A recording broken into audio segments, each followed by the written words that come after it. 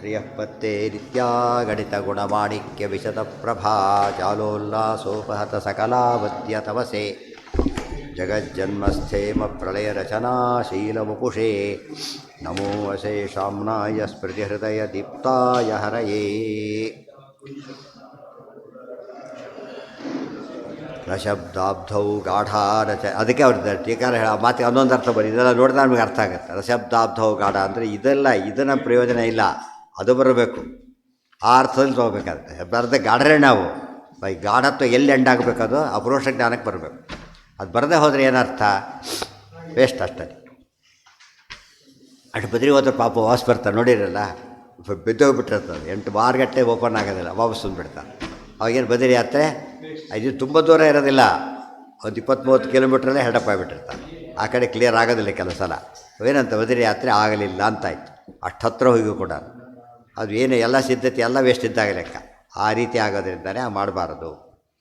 ಇಲ್ಲಿ ಹೇಳ್ತಾರೆ, ನ ಶಬ್ದಾಬ್ಧೌ ಗಾಢಾ ನ ಚ ನಿಗಮಚರ್ಚಾಸು ಚತುರಾ ನ ಚ ನ್ಯಾಯೇ ಪ್ರೌಢಾ ನ ಚ ವಿದಿತ ವೇದ್ಯಾಪಿ ವಯಂ ಪರಂ ಶ್ರೀಮತ್ಪೂರ್ಣಪ್ರಮತಿ ಗುರುಕಾರುಣ್ಯ ಸರಣಿಂ ಪ್ರಪನ್ನಾ ಮಾನ್ಯಾಸ್ಮಃ ಕಿಮಪಿ ಚ ವದಂತೋಪಿ ಮಹತಾಂ.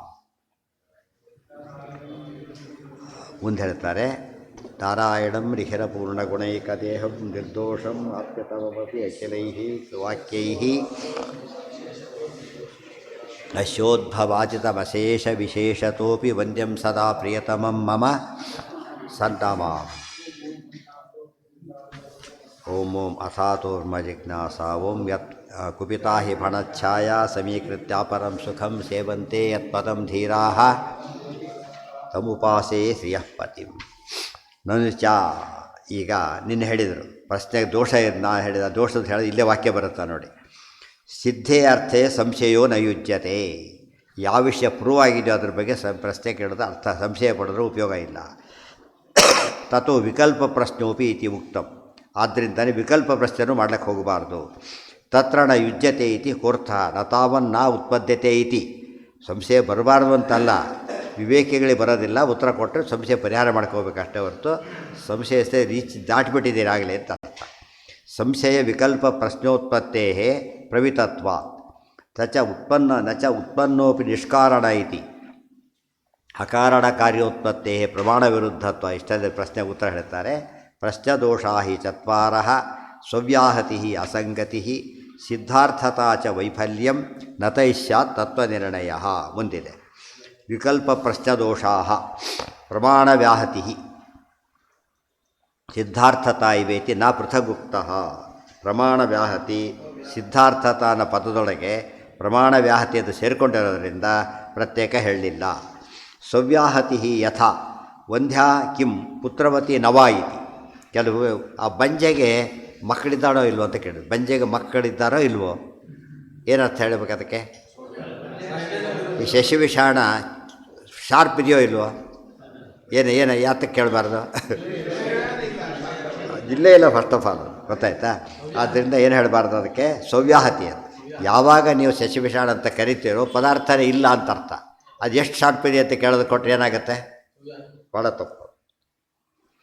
ಕಿಂ ಬಂಧ್ಯಾ ಕಿಂ ಪುತ್ರವತಿ ನವಾ ಇತಿ ಅಸಂಗತಿರ್ಯಥ ಈಶ್ವರ ಸುಖಿ ಇತ್ಯುಕ್ತೆ ಪ್ರಪಂಚಶ್ಚ ಕ್ಷಣಿಕತ್ವೇ ಕಿಂ ಪ್ರತ್ಯಕ್ಷಂ ಪ್ರಮಾಣಮುತ ಅನುಮತಿರಿತಿ. ಅಂದರೆ ಅಸಂಗತ ಪ್ರಶ್ನೆಗಳು. ಈಶ್ವರ ಸುಖಿ ಇತ್ಯುಕ್ತೆ ನಾವು ಹೇಳಿದ್ವಿ ನೋಡಪ್ಪ, ಈಶ್ವರ ಸುಖಿ ಆನಂದಮಯ ಅಂತ ಹೇಳಿದ್ವಿ. ಅವನು ಪ್ರಶ್ನೆ ಮಾಡಿದ, ಪ್ರಪಂಚಶ್ಚ ಕ್ಷಣಿಕತ್ವೇ, ಪ್ರಪಂಚ ಕ್ಷಣಿಕವಾಗೋದಾದರೆ ಕಿಂ ಪ್ರತ್ಯಕ್ಷಂ ಪ್ರಮಾಣಮುತ ಅನುಮತಿ ರೀತಿ. ಪ್ರತ್ಯಕ್ಷ ಪ್ರಮಾಣನೋ ಅನುಮಾನ ಪ್ರಮಾಣ, ಏನು ಪ್ರಮಾಣ ಅದಕ್ಕೆ? ನಾವು ಹೇಳಿರೋದೇನು? ಈಶ್ವರ ಆನಂದಮಯ ಅಂತ ಹೇಳಿರೋದು. ಅವ್ರು ಕೇಳ್ತಿರೋದೇನು? ಪ್ರಪಂಚ ಕ್ಷಣಿಕ ಅಂತಾಗೋದಾದರೆ ಅದು ಪ್ರಮಾಣ ಯಾವುದು ಅದಕ್ಕೆ ಅಂತ ಕೇಳಿದ್ರು. ನಾವು ಹೇಳಿರೋದು ಆ ವಿಷಯನೇ ಅಲ್ಲ, ಹೇಳಿರೋ ವಿಷಯನೇ ಈ ವಿಷಯ ಬೇರೆ. ಏನಾಯ್ತು? ಅಸಂಗತ ವಿಚಾರ. ಪ್ರಶ್ನೆ ಸರಿಯೋದು ತಪ್ಪಲ್ಲ, ಬಟ್ ಇದಕ್ಕೆ ಇರ್ಲೆವೆಂಟ್, ಇದಕ್ಕೆ ಸಂಬಂಧ ಇಲ್ಲ. ಸಿದ್ಧಾರ್ಥತಾತು ಪ್ರಕೃತ ಇವ. ಈ ಸಿದ್ಧಾರ್ಥತೆ ಇಲ್ಲೇ ಇದೆ, ಆದ್ದರಿಂದ ಬೇರೆ ಹೇಳಬೇಕಾಗಿಲ್ಲ. ವೈಫಲ್ಯಂ ಯಥಾ ಕಾಕಸ್ಯ ಅಷ್ಟೌ ದಶವಾದಂತಾಯ್ತು. ಕಾಗೆಗೆ 8 ಇದೆಯೋ 10 ಇದೆಯೋ ಹಲ್ಲು ಅಂತ ಯೋಚನೆ ಮಾಡ್ತಾ ಗೊತ್ತಾ, ಊಟ ಬಿಟ್ಟು ಯೋಚನೆ ಮಾಡ್ತಾ ಕೂತ್ಬಿಡ್ತಾರೆ. ಊಟ ಮಾಡ್ತಾನೇ ಇಲ್ಲ, ತೀರ್ಮಾನ ಆಗೋರಿಗೆ ಊಟ ಮಾಡೋದಿಲ್ಲ ಅಂತೇಳಿ. ತೀರ್ಮಾನ ಆದರಷ್ಟೇ ಬಿಟ್ಟರು ಅಷ್ಟೇ, ಏನು ಅದರ ಅರ್ಥ? ಪ್ರಯೋಜನ ಇಲ್ಲ. ಅಂತ ದೃಷ್ಟಾಂತ ಕೊಡ್ತಾರೆ. ಕಾವಾರ್ಥ ಚೋಳಮಂಡಲೆ. ಚೋಳಮಂಡಲ ಅಂದ್ರೇನು? ಟೋಟಲಿ ಅನ್ಕನ್ಸರ್ಡ್ ದೇಶ ಅದು. ಅಲ್ಲಿ ಏನಾಯಿತು ಅಂತ ಭಾಳ ಟೆನ್ಷನ್ ಮಾಡ್ಕೊಂಡು ಹೋಗ್ಬಿಟ್ಟಿದ್ದಾರೆ. ಏನಾದರೂ ಅಷ್ಟೇ, ಏನು ರಾಸಿಲ್ಲ ನಿಮಗೆ, ಅದರಿಂದ ಬೇಕಿಲ್ಲ.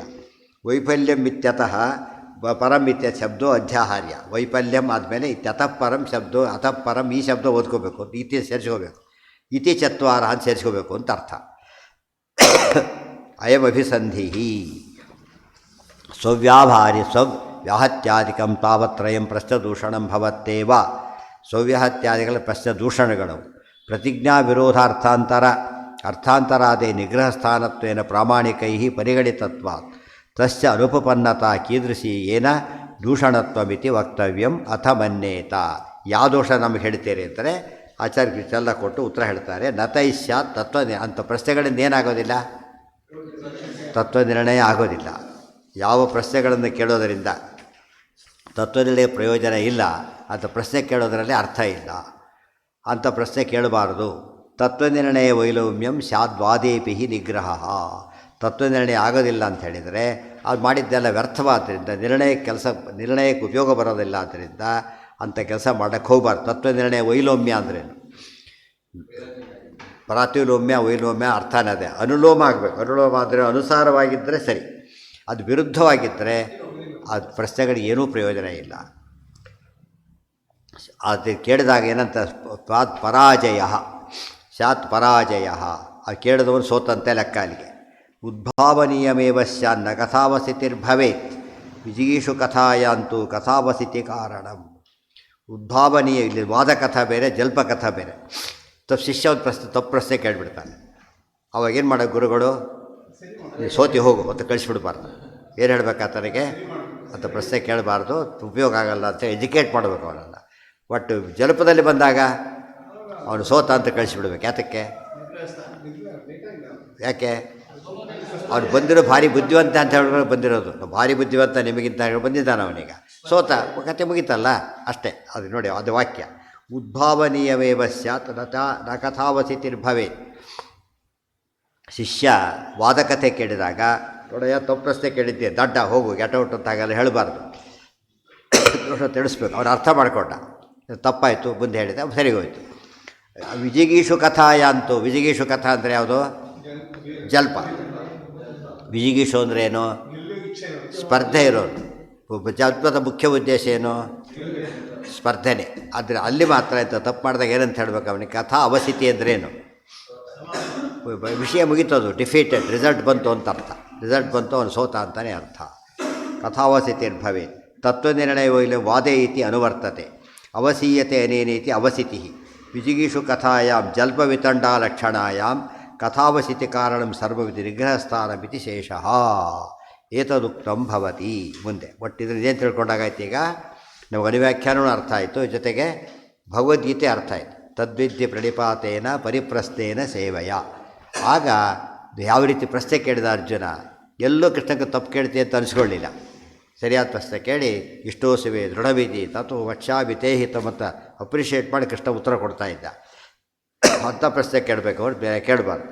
ಭಾಳ ಸೀರಿಯಸ್ ವಿಚಾರ ಮಾಡ್ತಿದ್ದಾರೆ. ಊಟ ಎಷ್ಟೊತ್ತಿಗೆ ಆಗ್ತಾರೆ ಗೊತ್ತಾರೆ ಅಂತ ಕೇಳಿದರೆ ಸಿಟ್ಟು ಬರುತ್ತಾರೆ ಕೇಳಿದವರಿಗೆ. ಭಾಳ ಅಲ್ಲಿ ತಲೆ ಬಿಸಿ ಆಗಿದೆ, ಹೊಟ್ಟೆ ಬಿಸಿ ಬಗ್ಗೆ ಮಾತಾಡ್ತಿದ್ದಾರೆ. ಅವ್ರು ಆಡಾಗಿ ಕಾಡ್ತಾನೆ, ಅವನು ಹೊರಗೆ ಕಳಿಸಿ ಯಾಕಡೆ ಅಂತ ಹೇಳ್ಬಿಡ್ತಾರೆ. ಕೆಲಸಕ್ಕೆ ಉತ್ತರ ಕೊಡೋದಕ್ಕೆ ಹೋಗೋದಿಲ್ಲ, ಅಬ್ಸರ್ಡ್ ಅಂತೀವಲ್ಲ, ಅಷ್ಟು ಹೋಪ್ಲೆಸ್ ಆಗಿದೆ.